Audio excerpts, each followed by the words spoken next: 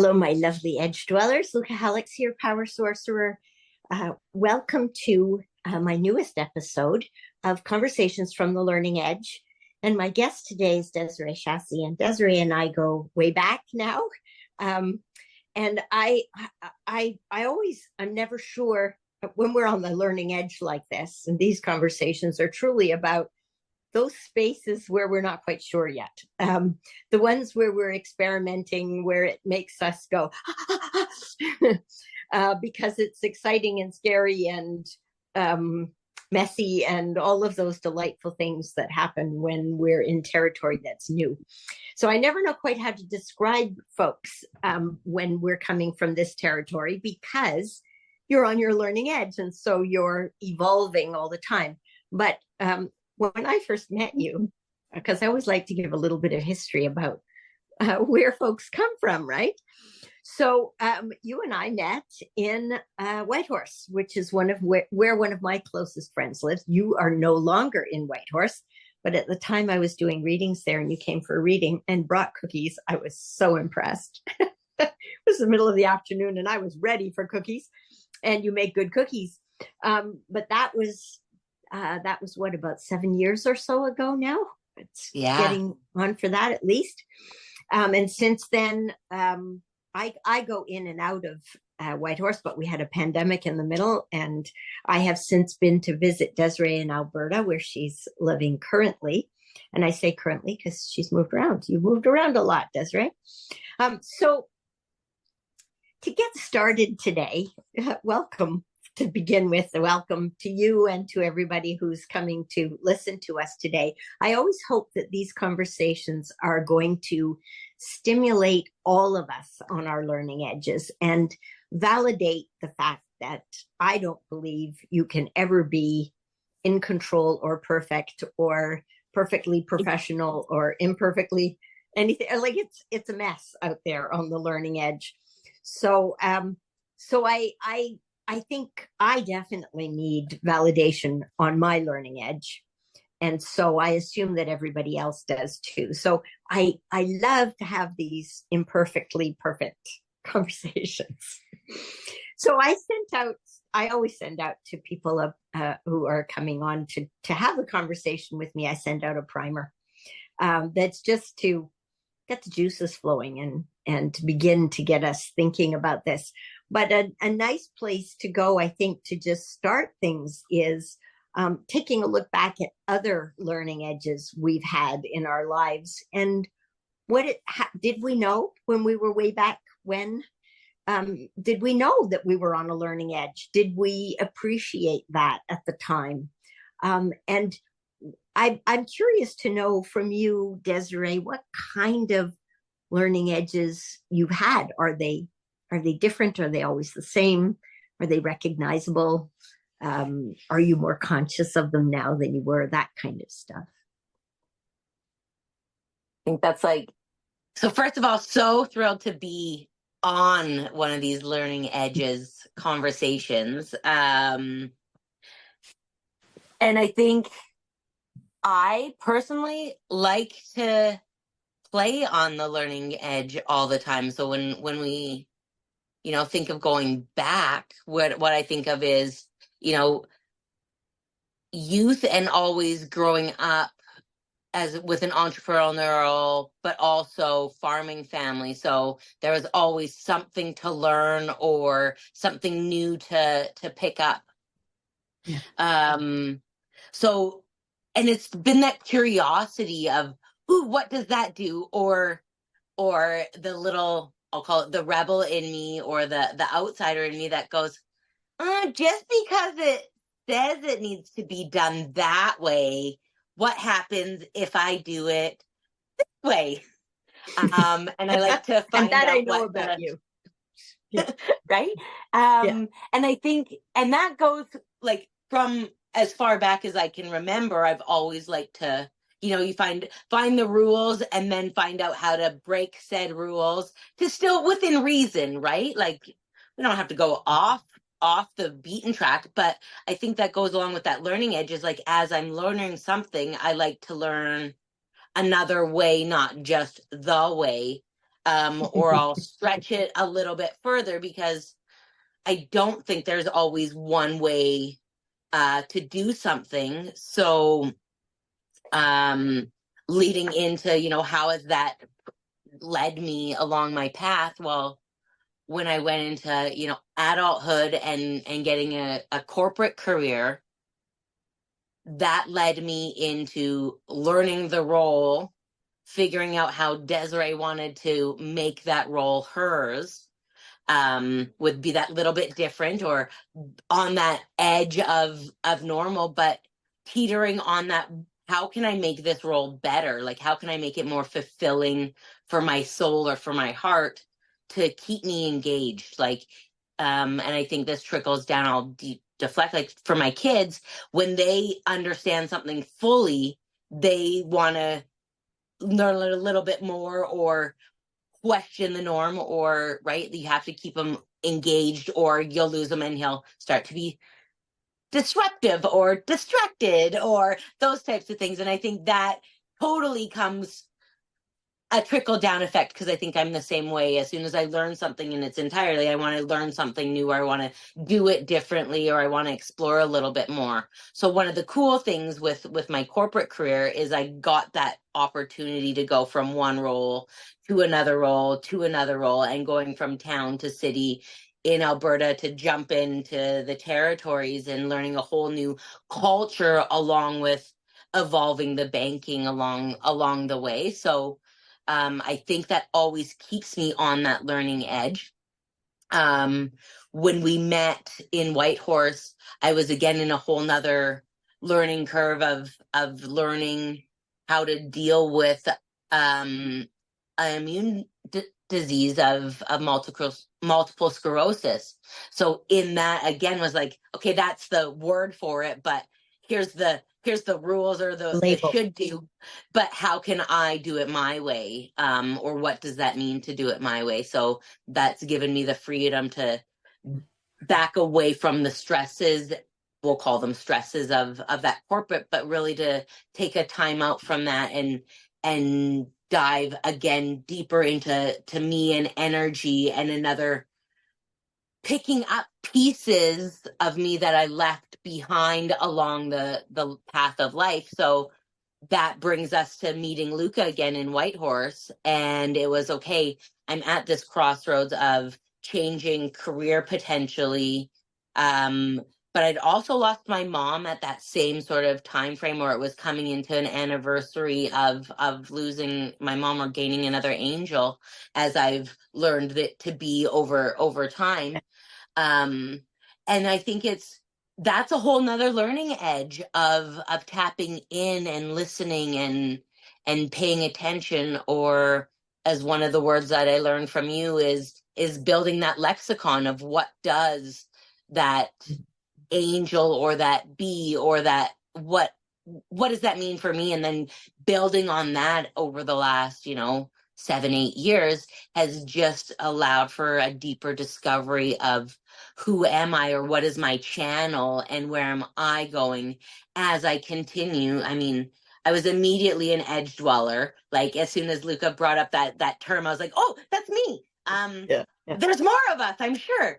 So that was, that community feel, but also to know that we're all, as much as the edge goes all the way around, is like, I know this little piece of what I know, and somebody else on that other edge over here does it a little bit differently, but we're doing the same thing. So when it's like learning those rules and learning how to bend them, as like on that edge dweller side, or on that edge of learning, we get to bring in some of those other insights and weave them into the tapestry. So to me, over the last while, it's continuing to be curious enough to weave a new something into the nothingness of what am I doing, right? So there's not a career right now, but it's a feeling, and I live every day by a feeling. That was a long ramble on the way back. It's shedding, what you're saying is shedding light on this idea that has always been part of how I adapt, which is to reframe things find another perspective and reframe things. And people have said to me, well, who taught you that? And I think like you, nobody ever taught me that. I think I just always had it. And then somebody came along and said, I think it was when I was learning about neuro-linguistic programming, and they talked about reframing. And I remember thinking, oh, that's what they call it. But I think it does. It's both a way of looking at the world that causes me to go out on a learning edge all the time, because every time I reframe something, I find another edge to sit on and explore. But it's also a mechanism for coping with what's changing in my life. And you're talking about a diagnosis of MS, which is a diagnosis, is like stick a label on here and say, well, this group of symptoms is called this. But how we live with that group of symptoms is really highly individual. So that's something that life threw at you. But also there are the things that we can expect to have happen, even if we don't know exactly when they're going to happen, like death and birth and marriage and things that are going to, I mean, marriage perhaps not so much, but people being born into our lives and having people move into, as you say, the angel realm. We can expect that. I mean, my mother's 91 and I'm quite a bit older than you. You've gone through losing your mother and I haven't gone through losing mine, but I will. I mean, she will die at some point and I know that's coming. So how do we deal with the learning edge things that life throws at us? And then what's the other part about the edges we choose to push ourselves out onto? And then also, what is our personality type? Because I think what I'm hearing you say is that it is your personality to keep pushing things, to learn one way and then see if it can be done another way. And I wonder if your kids come by that genetically, or if that's part of your family culture to be like that. Like, are your siblings and your aunts and uncles and your grandparents, were they all like that, do you think? So I think that would be like, to a certain extent, yes. So having grown up with, challenges and working through them in, what might be perceived as a different way of working through challenges, I think has given me different perspectives as well. So there's again, not just one way, because you've seen how these people have done it and then you've seen how these people have done it. So, there's a multitude of different ways to go through the same potential challenge. We'll call them challenges. Challenges and opportunity. Yeah. But to that point, I think that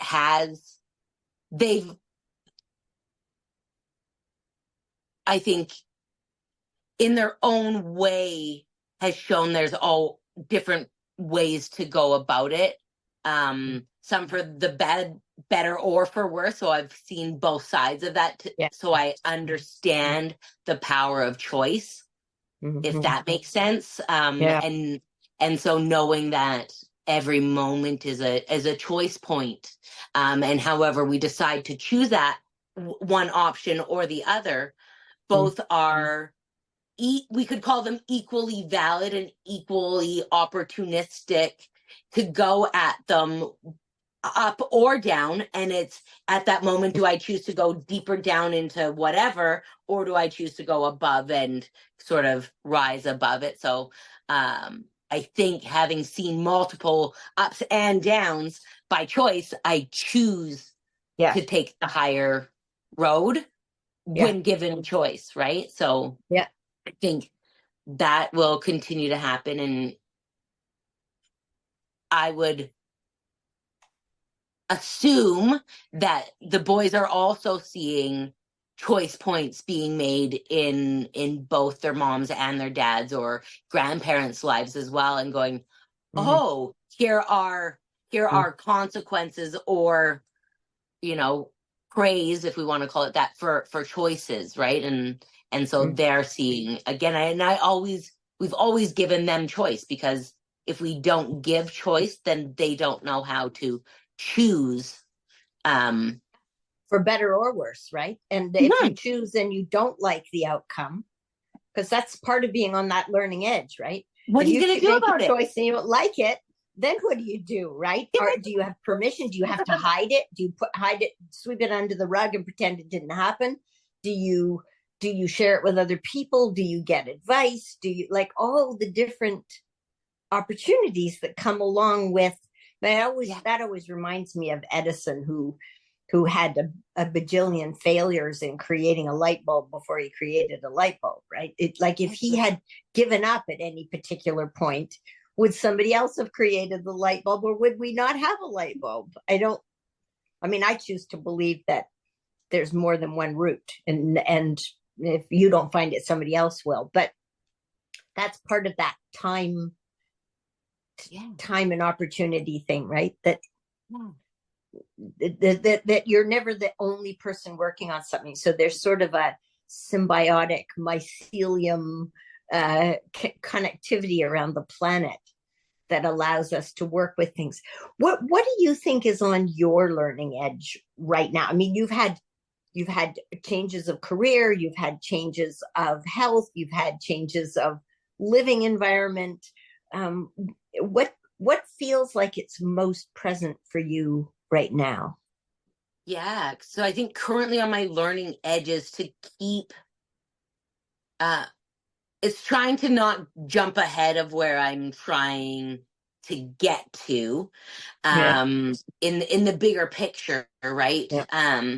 So for me right now, I am playing with the idea of studio and collaboration, and building a space where multiple, I'm going to call them artists, because we all have our own gifts that we want to be giving to the public or making more awareness of. So I'm playing with the idea of using energy and working with the energy to change outcomes. That's been the learning edge, and the challenging part about it, what I'm finding, is the impact of my energy into the idea of the collective energy, and or somebody in that collective space, and where their energy is feeling and what they're spiraling potentially, again based on choices, if they're going through, as Lucca calls them, dips, or doubting and dipping, and you've got multiple people working in this space, how do I honor me as we're all trying to grow, but not trying to step on toes, or letting people make their own mistakes, if we want to call them mistakes, or not trying to save them all, as, if I could use a Pokemon collect them all reference for the ones that know. It's understanding that, again, a choice of staying in my own lane of whatever it is that I'm trying to create. These trees have been a huge creative, meditative,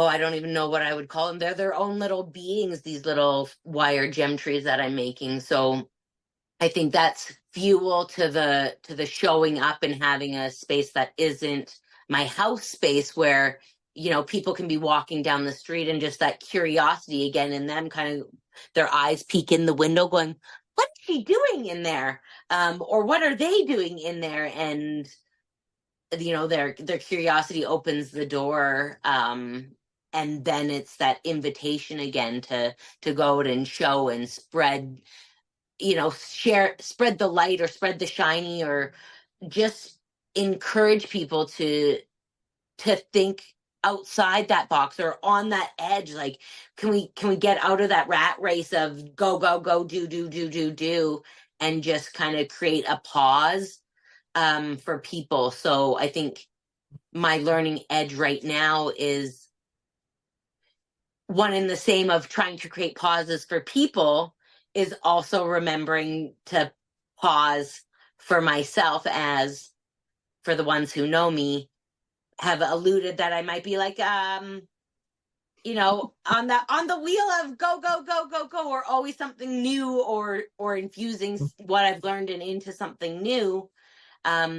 This has given me almost that bird's eye view of, or a different change of perspective of going, if I'm trying to encourage the slow down and the going deeper or breathing and all of those things to all the people, that maybe maybe I should also enjoy the ride of, you know, being on the edge, right?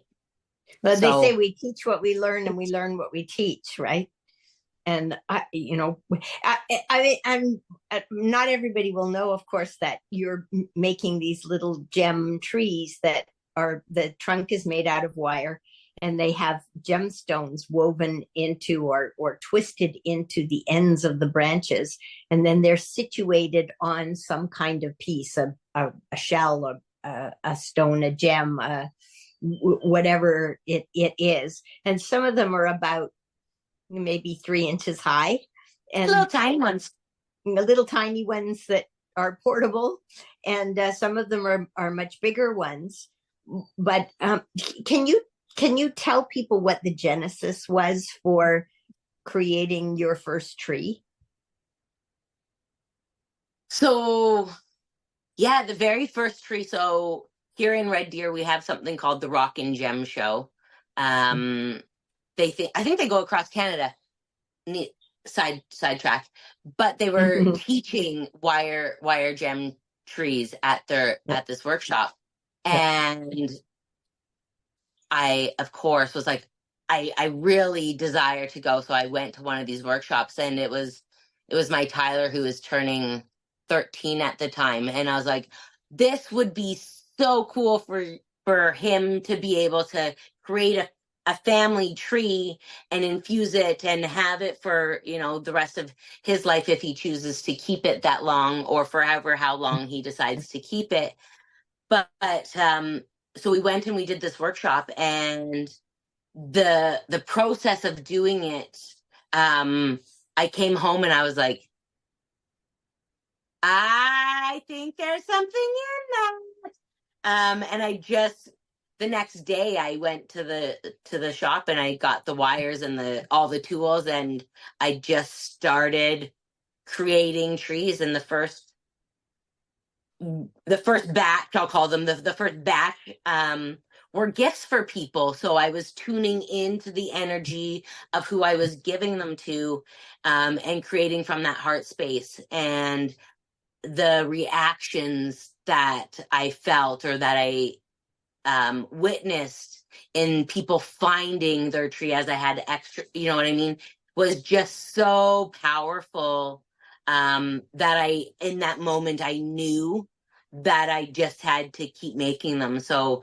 you trust what you hear, and you just keep making them, and the energies of every single one of them that I've made, and I don't even know how many it's been now over the year and a bit, but even to have them out on a table with all the different ones, and taking them, you know, to market or wherever, people will walk past the table of all these options, and their eyes will like be drawn to a specific tree. So the curiosity in me goes, please tell me a little bit about that tree that drew you over, because that energy connection was like a whoo, like if they walked past it, they were 180 and coming back like this. Can I touch it? Right. And so tears when people touch their tree for the first time is just, it's been an incredible journey. So I guess that was a learning edge. I'd never touched a wire for manipulation before that. So that last year was my learning curve that has continued to evolve as I learn more about the different types of trees, or taking custom orders to make specific trees for specific people, and learning some of the stories that go behind some of the trees that I'm creating for these beings. And it's just been super cool. And it was I mean, it's evolved. I've watched it evolve with you. And at the same time, you've had your Desiree Divine's experience evolving as well, because you've been using your intuition to access information for people through pulling divination or tarot cards, either one, right? How many decks have you got now? We're close to the 55 range now. Yeah. So it's people can come in and choose the one, like choosing a tree that speaks to them. They can choose a card that speaks to them, but it seems to be a really nice coupling of the divination experience and using your intuition to access information for people, and having it be grounded into one of these trees. And now you have them both, that when you go to a market, you have both of them on the table, one more experiential than the other in a way, but people can come and learn how to make their own tree with you.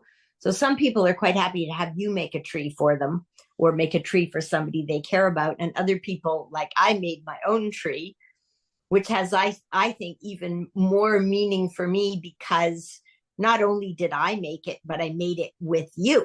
So it was, and you weren't a stranger to me when we did it.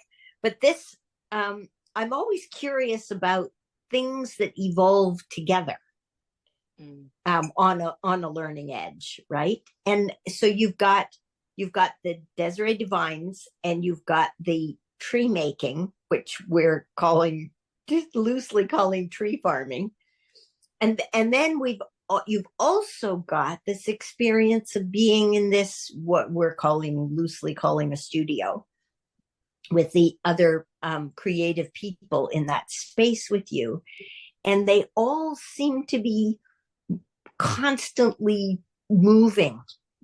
This is not, I mean, you talked about having a purpose in mind, but all of these things, if you had a purpose in mind, there has to be a bigger purpose than the activities themselves, because I would say they're all on your learning edge right now.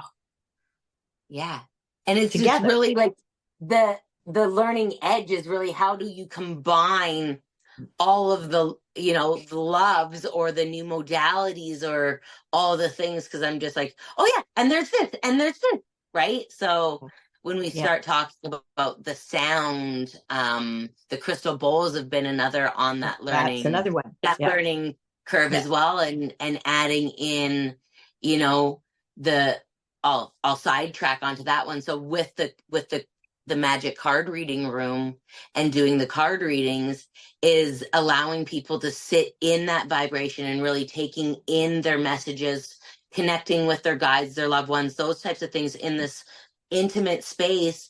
And then for the last however long, sitting there and ringing the heart singing bowl and just letting them absorb the messages and sit in that energy has just been transformational, if I could use that word, just for an integration of what they've just went through. Because I think when I'm channeling or intuiting messages or giving messages, I like to say the cards are to keep the brain happy and satisfied, so they've got something to look at.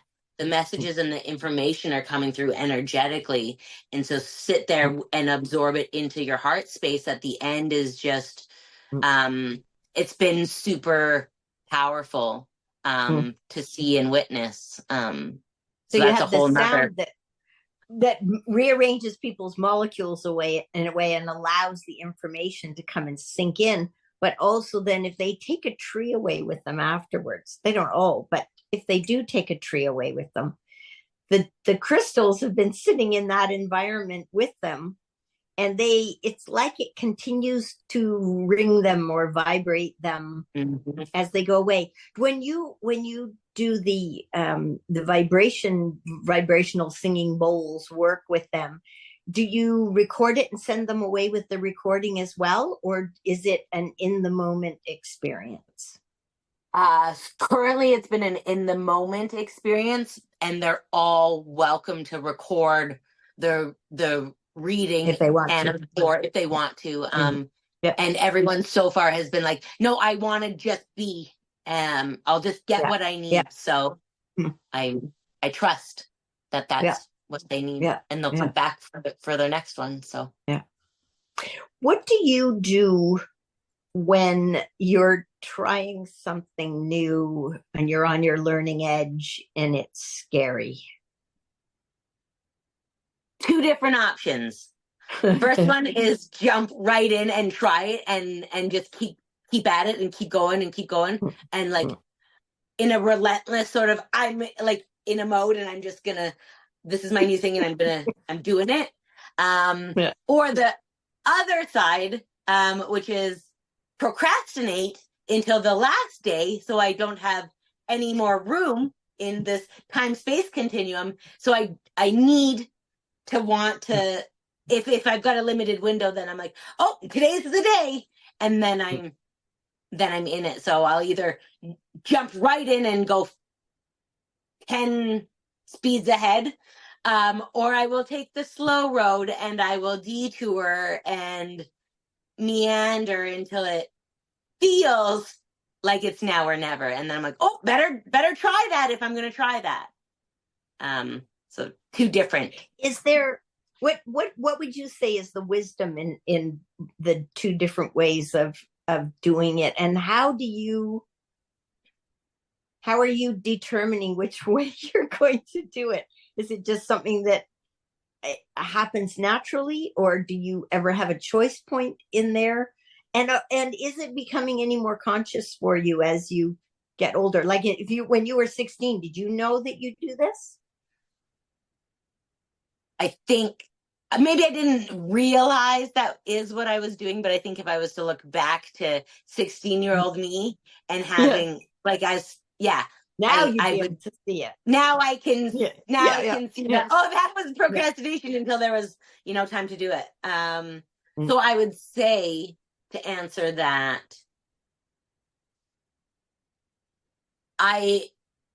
there's a lot of feeling that goes into the jump on it and go 100% in, because I'm charged, if you want to call it charged. So all my energy is like, yes, forward, like yes. Conquer. Whereas if it's not time, or I'm feeling maybe I still need to collect more something until the time's going to be right, and so maybe I call it procrastination, but maybe I'm still detouring along, collecting all the little shiny pieces, and then I get there when I've collected enough, because I think I will. Here would be a way that I would know whether it's ready to go time. Things start to move, they work, and if it's still time to detour, I will not be able to continue forward, because I will reach roadblocks. So I will have to turn right and pivot, right? So if I'm being, because again, at that choice point every time, if I'm needing to pivot, then it's subconsciously maybe not the right time. So I'm making other things happen along that waiting patiently road. Does it take you very long to figure out that that's what you've done? Like, do you, is it like a half an hour later you think, oh, that's what I was doing? Or do you sleep on it? Or is it years before you figure it out? I think it depends on what it is. Yeah. Yeah, right? It's like sometimes it can be like an instant no or an instant yes. And other times, you're on this path, and I'll use the being in Red Deer for an example, like that wasn't on the path, so to speak, until it was on the path. And then wanting to be somewhere before it's time also has its own challenges, we could call them, right? Because edges are such fascinating places, because they're not straight. They're not straight, and I don't think you can stay sitting on an edge. That would be like sitting on a razor blade. right? Like it ouchie. Like you, in a way, we recognize it, maybe move around on it, maybe it's dull in some places, maybe we step over, we push it, we step over it, we step back. How do you know in your life when a learning edge that you've been sitting on is not a place you want to be anymore?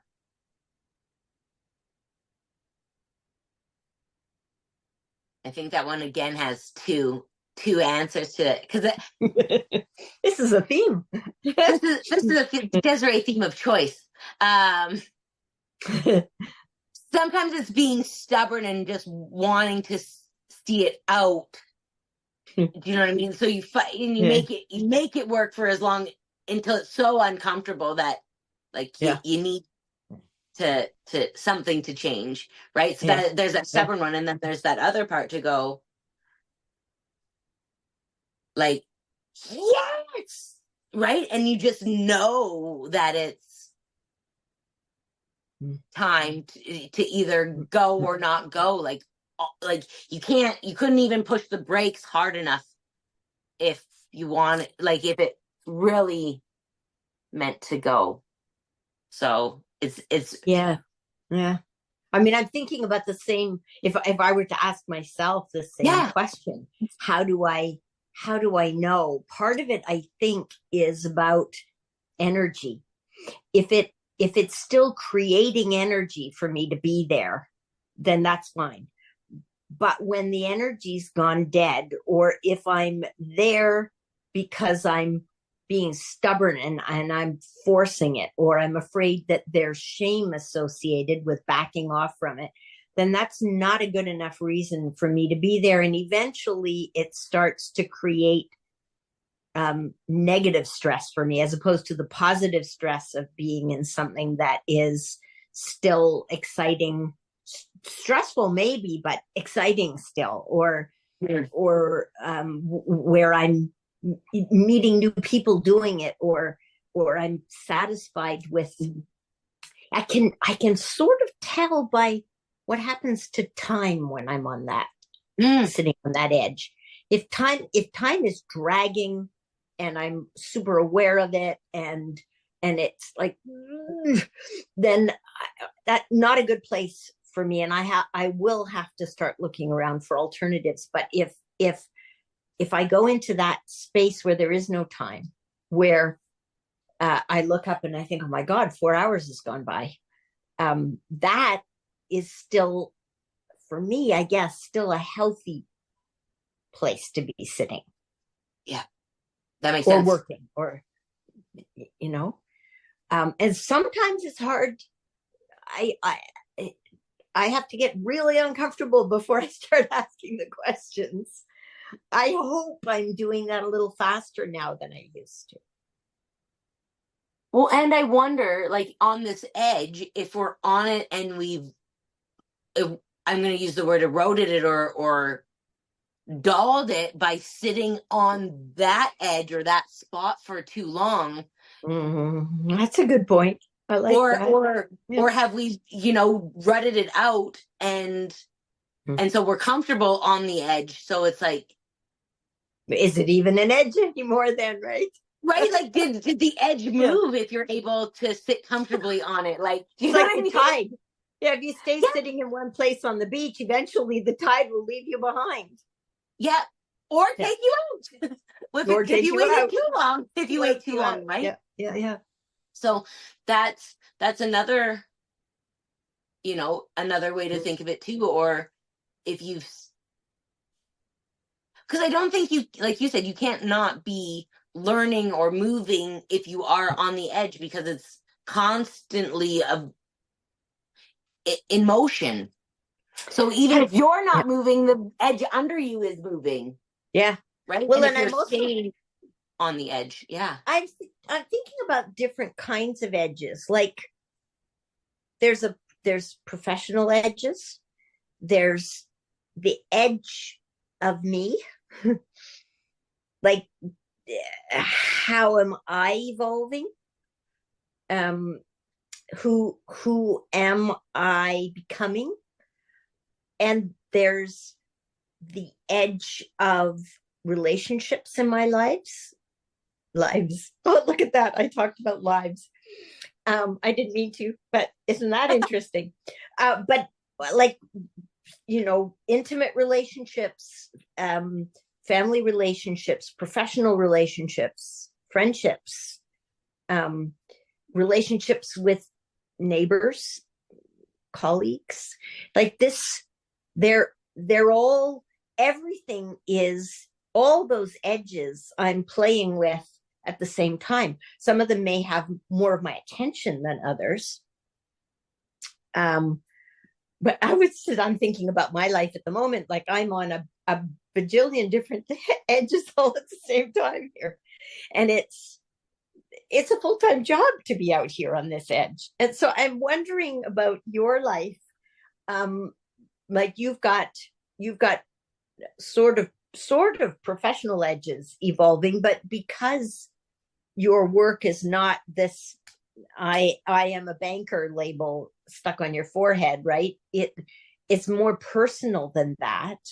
You've got those edges going on, and you've got new friendships showing up in your life, and you've got deaths. You've had a couple of deaths around. There's a whole. What's your experience of juggling all of those edges at the same time?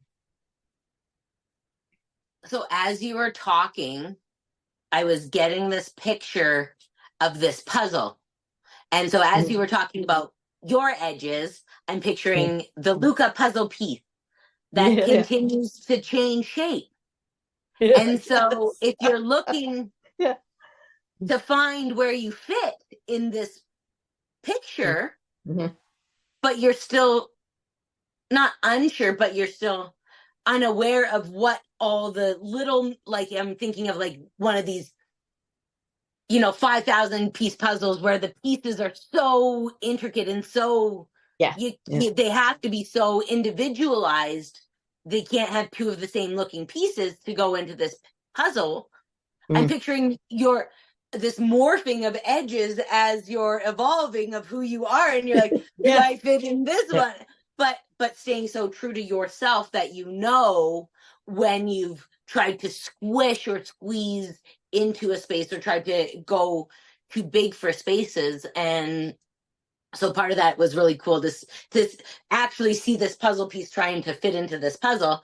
But then as you asked me the question, I see multiple different puzzles where the Desirée piece is trying to fit in. So I was like, so again, choice point is like, which puzzle today is my piece being formed to fit into? If it's a moving or a living puzzle, so to speak, right? So with all the moving pieces, it's like this one is might look like this. If I jump in as this piece right now, I can fit in this puzzle.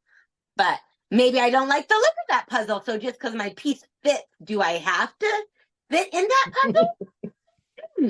Right? Or do I just wait a little bit longer and see when it morphs into, one of these other puzzle pieces that I've got on my offering board of life, right?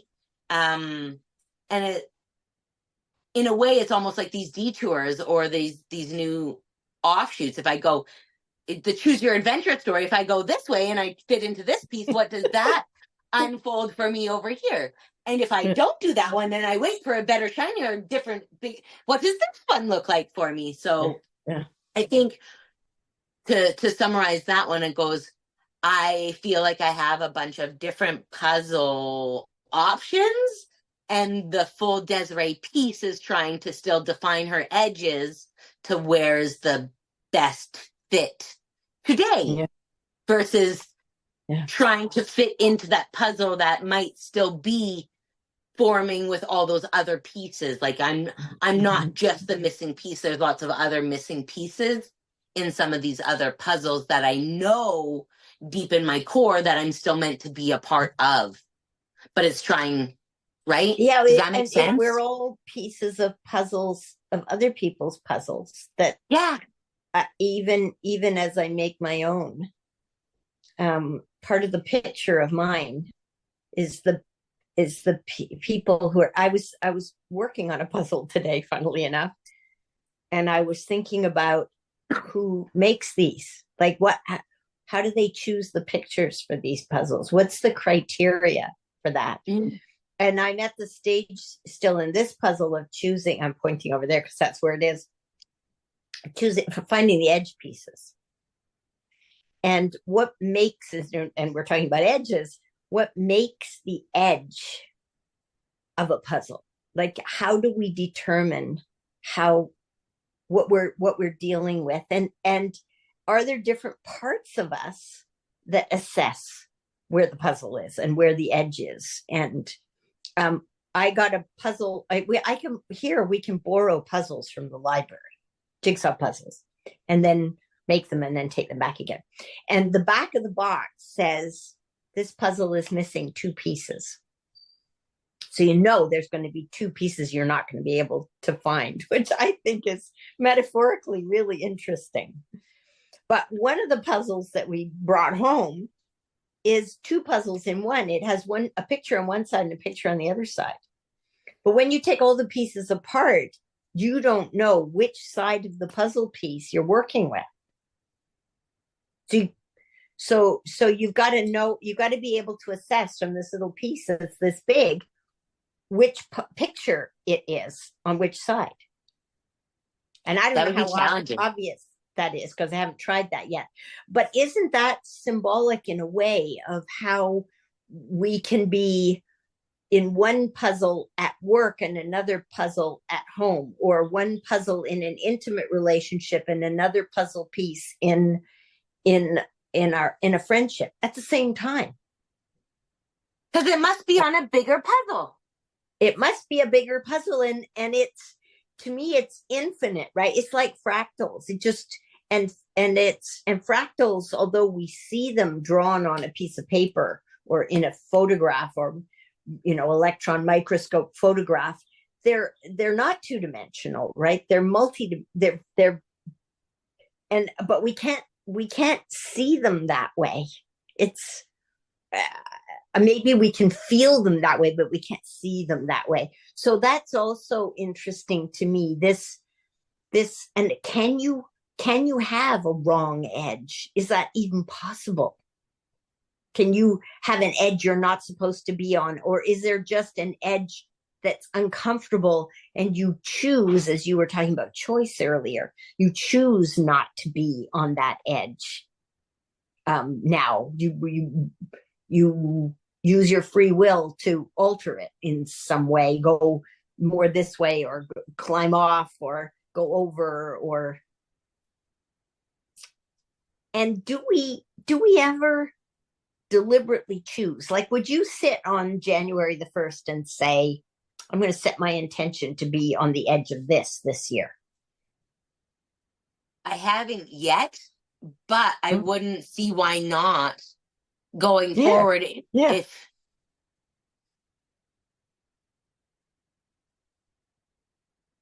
but maybe maybe it just happens instead of setting that intention. Well, I accidentally did at the beginning of 2023 when I had the beginning of the year, and I didn't do it deliberately. It just, I said, I wonder what it feels like to really live a multidimensional life. and just by asking the question, I think I invited the edge. Maybe I didn't. Maybe I asked the question because that's the edge I was on and it begged that question. I'm not entirely sure. But what I think I am clear about is that, and especially having these conversations, because no 2 conversations are alike, that there's something magical about edges. There's something mystical and magical about them, unpredictable and divine in a way. This how could we possibly predict? And if I've got multiple edges in my life and you have in your life and our lives interact, how do my edges affect your edges and yours affect mine? And if I influence your edge and you're living with a group of people and that, so I mean, I was very aware of that when I came to visit you in April and got to meet in person a lot of people that I'd seen passing behind you on the Zoom camera screen before that. But they had influenced you and you've influenced me, and it's like a chain reaction. It goes on and on. It's almost like the mycelium. And for anybody who doesn't know, the mycelium are all the interconnections amongst the root systems of all the things that grow in a forest, maybe on the planet, period, right? Everything that has not just where do the roots and the little tendrils on the roots connect with one another, but can they connect when they're not even touching? Do they reach out to one another? And as a concept, do all the connections in our brains do the same thing? And our nervous systems and any other systems that we have in our bodies or on the planet. Like that could be a whole book, never mind one more conversation. Right? That's what I was just thinking. I was like, oh, when we start to go, oh, we're going deep again. Yeah. And then we pull up and we go, oh, but that's big. That's really, really big. So we could go on and we could talk like this all day, but as a wrap up for this conversation, and we may have more others along the way, what are you anticipating right now about the edge that you're sitting on? If you had a wish for that edge, a magical wish, what might it be at this stage? That magical wish question.